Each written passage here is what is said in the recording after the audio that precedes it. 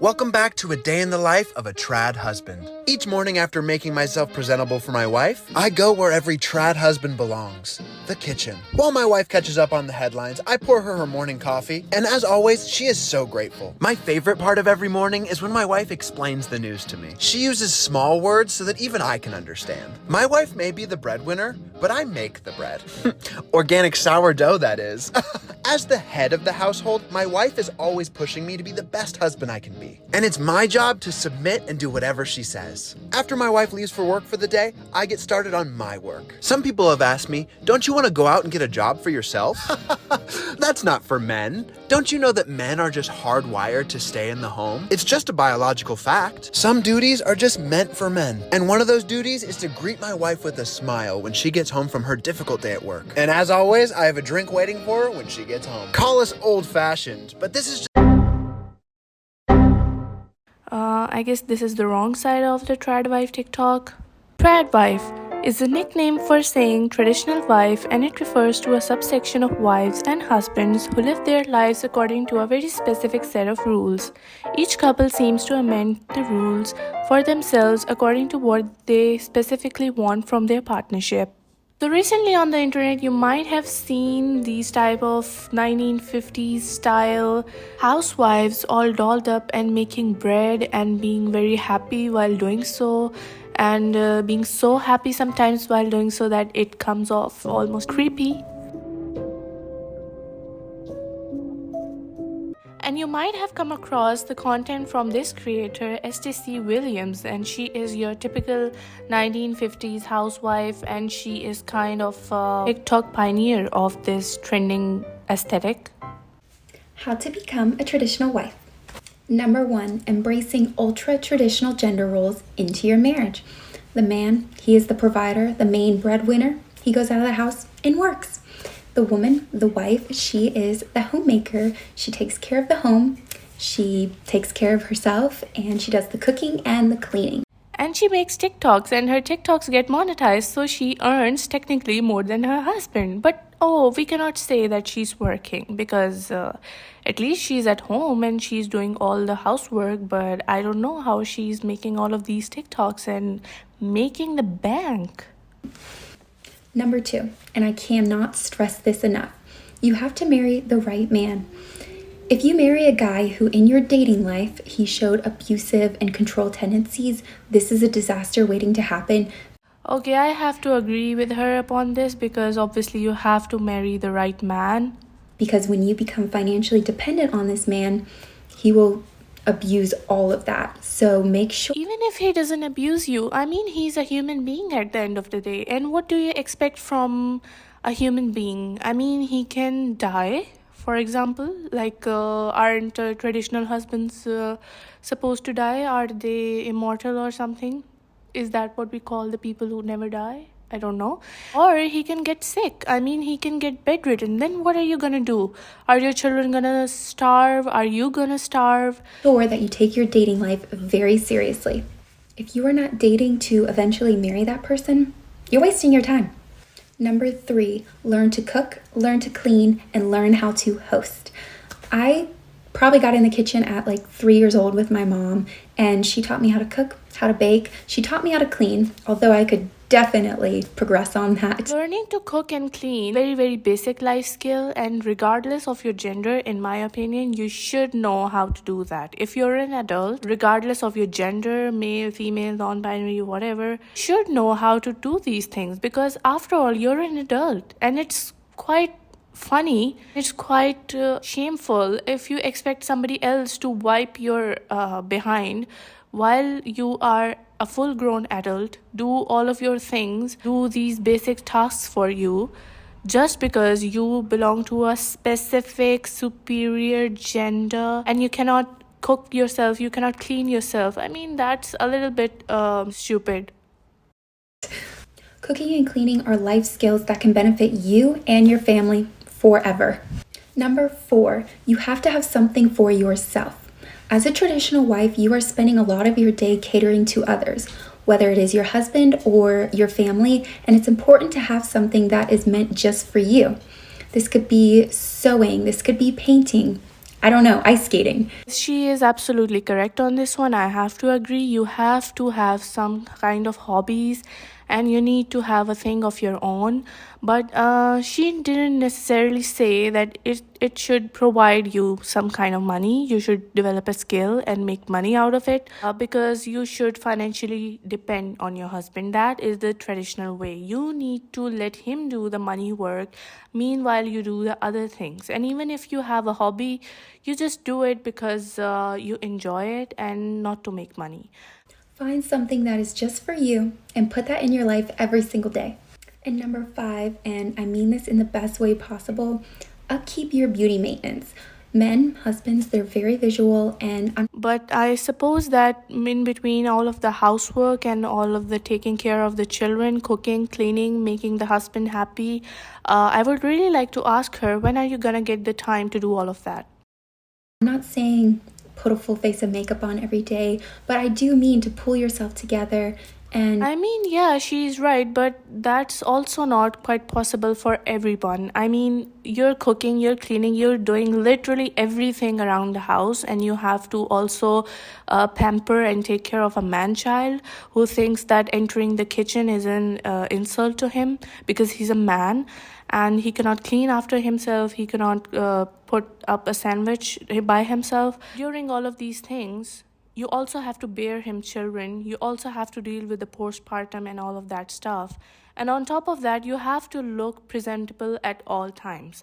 And I don't know why, but this whole narrative kind of implies that if he cheats on you, or if he's not happy with you, or if he's not considering you a good wife, it's your fault. And if he doesn't find you attractive, and he cheats on you or something and treats you bad or whatever, it's your fault. So I just think it's quite stressful, whatever she has mentioned, adopting this kind of lifestyle. to make sure that you look presentable, whatever that may mean to you. For me, full face of makeup. I love house dresses, and that's just me. But make sure you are keeping up with your beauty and yourself. You are fit, you are healthy, because you and your husband will benefit from this. Number 1 rule as a trad wife. This is your duty as a wife.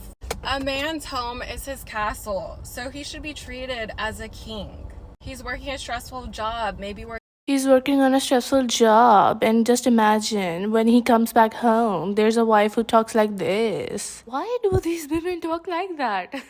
English is not even my first language, and I know many of you might be hating my accent and whatever, but at least I don't talk like that, and I take a lot of pride in this. I'm not saying you necessarily have to insult your husband and you have to be a major headache deliberately, but he's not fighting a war out there. It's not the Stone Age anymore. He's not hunting out there, fighting off wild beasts, hunting a lion to eat. He's out there sitting in a cubicle, working on a computer, literally sitting from 9 to 5. And I know it can be tiring, it can be mentally draining. I mean, it is. And only from 9 to 5, he's just taking all of the stress, and that's it. His struggle ends at 5 p.m. Why? Meanwhile, the wife is 24/7. She is dedicating every single minute, every single hour of her life to that man. Why? Because he's working 9 to 5. Doesn't seem fair to me. working long hours just so he can provide for you and the family. So he rightfully deserves peace. That being said, it's every wife's duty to appreciate her man and all his hard work. Show him how much you truly appreciate him, okay? He is your king and you are his queen. Okay, last time I checked, queens don't live like that. So maybe don't call yourself a queen if you're living like that, because that's delusional. Because I'm better than you, I woke up extra early to prepare breakfast for my 455-month-old husband. I woke up at 3 a.m. to prepare a fresh loaf of bread for this excellent French toast. I can honestly say that life is so much better when you submit to your husband and make him breakfast. The trick here is to just make sure that breakfast is ready the second your husband opens his eyes. Otherwise, you might catch him whining over a bit of spilled milk. Now, I hope I'm not milking this too much, but I just wanted to share with you how much better my life is than yours. While you're going into the office, I'm going into the kitchen. You're talking about marketing, and all I'm doing is going to the market. The other day, my husband said he had a meeting, and I said, "What kind? Pork or steak?" I guess I'm a little spoiled, unlike my milk. My hubby Butter loved this breakfast. toast. It's definitely his jam. Did I mention everything in this video is homemade and homegrown from our homestead farm? Looks like French toast is ready. Whoops, he sent me back because I'm a stupid girl who forgot that he likes his food in little pieces when he eats it in bed. I really am a stupid dumb. I was raised to be a trad wife. By the time I was 21, I was so burned out. And then I was like, oh, I can make money? The logic stands you want to raise a trad wife. Uno reverse, raise a boss babe. By 25, she'll be burnt out. And then she'll start thinking like, what if I just bought a cow? That's me right now, almost 22, and all I think about is buying cows and running away from literally all of this. Here's the thing with these right-winger conservative creators, because I don't understand, like, you would never run away from all of these things. I can guarantee that, because you know what? It's making you a lot of money. She has 4 million subscribers on YouTube, and I know she is working for Daily Wire, and it's the whole team, the whole production, and she's not the only one who's getting all the money. However, her and Candace Owens, I don't understand about anything what these women are preaching. Like, why do you dare to go out of your house and earn? Let your husband do that. Stay back home. Make bread. Make him happy. Feminism had destroyed you. Feminism is the reason that you guys are doing all of these podcasts and working with these corporations, Daily Wire, blah blah blah, whatever. If it wasn't for feminism, you guys wouldn't be able to do that. And if you were somehow able to do that, nobody would have watched you, because before feminism, why would anybody listen to a woman? Why would anybody listen to what a woman has to say? Why would they listen to your opinions about all of these social issues and stuff? There's one thing in common with all of these traditional right-winger creators, and that's that they are earning money, but they are selling you the dream that you don't need to earn money. You just have to stay at home and your husband can take care of this. Be traditional. The old ways were good, and now you are destroyed by feminism. Raised to be a trad wife, raised to work at 17, 34 now, I want to stay home. I cannot tell you how many videos are out there of all these girls just being like, why did we do this? Why did we let feminism win? Again, if it weren't for feminism, you wouldn't even be able to come on social media and share your opinions. And secondly, nobody would have paid any attention to what you were saying. Why? Because you're a woman, you're dumb. So that's what the opposite of feminism is. Now, recently you might have seen this content creator called Nara Smith, and she has gone viral for her traditional role as a housewife. And Nara is a former model. I don't know if she still models or not. She is a housewife. She has kids with another successful model, Lucky, and he is still modeling. Basically, what I'm trying to say is these people are rich. Like, they're rich as hell. Okay, they're good for life, they're settled. And so Nara decided to make a TikTok account, and she makes these. Now, there were videos that people were talking about, oh, feminists are triggered by this housewife making food for her family. What has she done to you? She's just making food for her family, like you should be. Well, the problem is that she is selling a dream that you cannot have.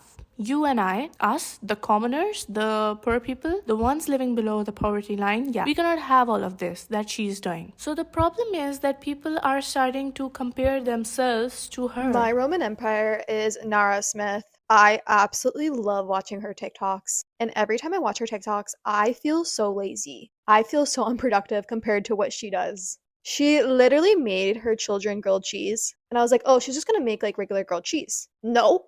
She made the bread from scratch. Like, never in my life have I felt so lazy after watching that video of her making grilled cheese. Like, her grilled cheese is 0 to 100. If you want to see what kind of lifestyle she's living and how well off she is, just check out this video, okay? She goes for shopping, okay, with her husband, with her children. Very wholesome day. She's treating herself, as she states in the video, and just casually spends thousands and thousands of, I don't know, dollars or euros just in one trip of shopping. And she's casually just confused between buying 2 very, very extremely expensive designer bags, and she ends up buying them both in store online. And then we made it to Bottega Veneta. I've been itching to come to this store and get a bag, but I couldn't decide. And our toddlers were running absolutely crazy, feral. So we decided to just come back later. While we were walking back to the car to drop stuff off, Lucky saw this Ralph Lauren sweater and we got it. At this point, we were all super hungry, so we got a little snack and then went to Louis Vuitton. I've been wanting to get a classic duffel bag for a while now, but I again, was indecisive. So we went back to Bottega, and Lucky and the sales associate were trying so hard to help me just make a decision. So I finally decided to just get the chocolate brown bag. I was so excited. And then Lucky told me to just go back and get the duffel as well since we're already at the mall. Who's gonna say no to that? So I got the duffel bag and got my initials hot stamped on the bag. Ladies, always make your husband carry all your bags. At this point, the mall was about to close, so I rushed into Sephora and just stocked up on some makeup products that I ran out of. Imagine going to a mall and your problem is not that you're running out of money. Your problem is you're running out of time and the mall is closing. She is on that level.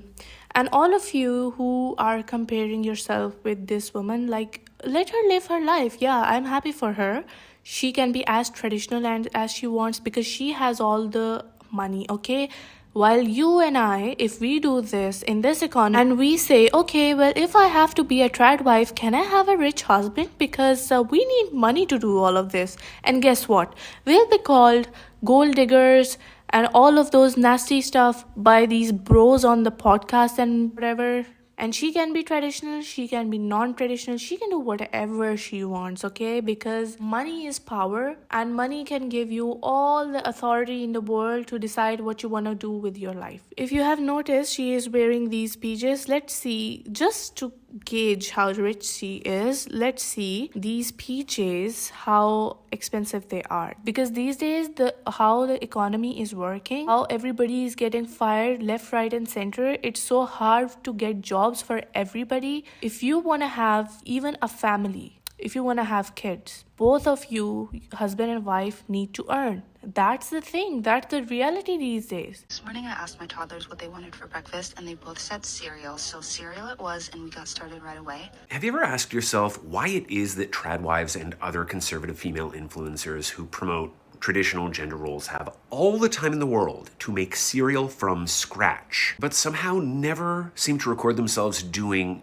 essential domestic labor like vacuuming, trying to get a particularly nasty stain out of a shirt, or scrubbing a toilet? When they are performing labor in these videos, it's always something that, strictly speaking, is unnecessary, and they are doing it the hardest way possible. Because the answer is that it is for show. It is all a performance. In his remarkably prescient 1899 book, The Theory of the Leisure Class, Thorsten Veblen coined the terms conspicuous consumption and conspicuous leisure, suggesting that those with wealth and power, no longer having any economic production to contribute themselves, instead contribute to the production and consumption of leisure. And those consumption practices, those leisure activities, are conspicuous precisely because that is how the leisure class signals their difference from the working class, signals their exceptionality and their superiority. They're not better than us because they can make their children cereal from scratch. They're better than us because they are so wealthy and well off that they have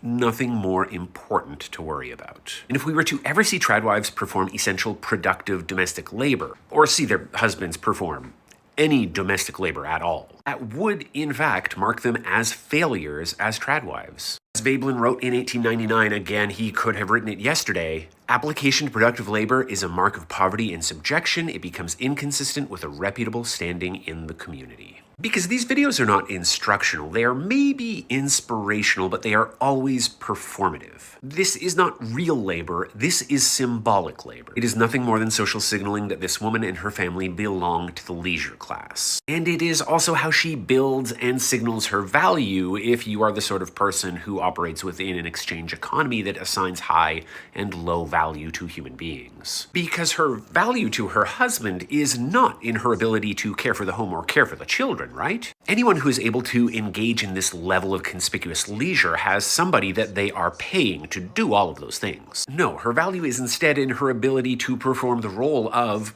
trophy wife, and to be the ultimate realization and personification of her husband's socioeconomic prowess. Because tradwives are conspicuous consumers, yes, but it is the audience's consumption of tradwives that truly makes them valuable to their husband. In her recent YouTube video, YouTuber Madison Brown talks about how tradwife trend is rooted in white, how to say this, I hope YouTube doesn't flag me, but supremacy, white supremacy. supremacy, okay?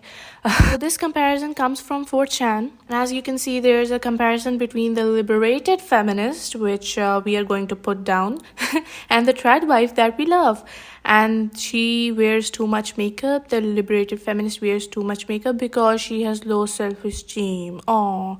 Meanwhile, the trad wife loves her God-given natural beauty and wears light makeup. Nara Smith isn't a tradwife influencer. You're either a neoliberal capitalist feminist, you have Wait a second, what is neoliberal capitalist feminist? internalized misogyny. Everything that Nara Smith does in her videos is everything that the patriarchy has taught us to do as women. Don't get me wrong, I love Nara Smith. I watch her videos. I love that she makes food from scratch. It's absolutely amazing that she does that. But we also got to understand that the content that she is creating is trad wife content. She is selling you this lifestyle that it's not attainable to most women. It's this carefully curated look on what motherhood is. She's able to cook meals that take up to 8 hours for her 2 toddlers while also pregnant. House is always cleaned, always dressed up to the nines. This is not the reality for most mothers. That creator's argument that Nara Smith is not a trad wife content creator is because she models.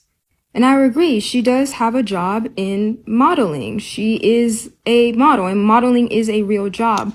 But we also have to understand that modeling is a man's world. So the face of modeling is women, but the back end of modeling is created by men to sell things to women, feeding on our insecurities.